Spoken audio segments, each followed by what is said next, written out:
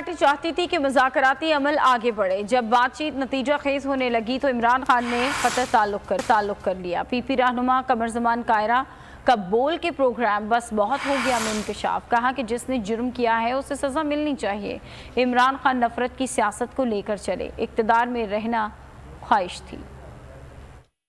Peoples अपने तई मुज़ाकरात के अमल के जरिए मसला हल करना चाहा। हमने ये अमल शुरू किया और उनके पास गए, उनको राजी किया।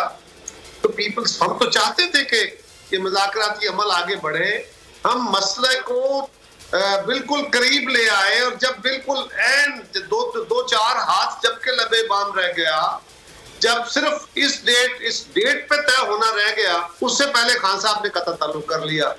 तो ये अमल तो वो खुद तोड़ बैठे हैं।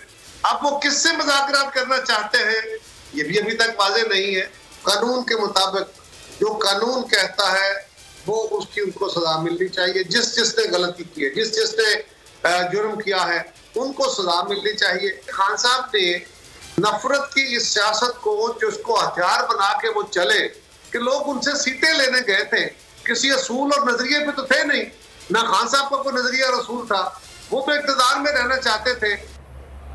चेयरमैन पीटीआई इमरान खान की हिदायत पर हुकूमत के साथ मुज़ाकराती टीम तश्कील दे दी गई है। मुज़ाकराती टीम में शामिल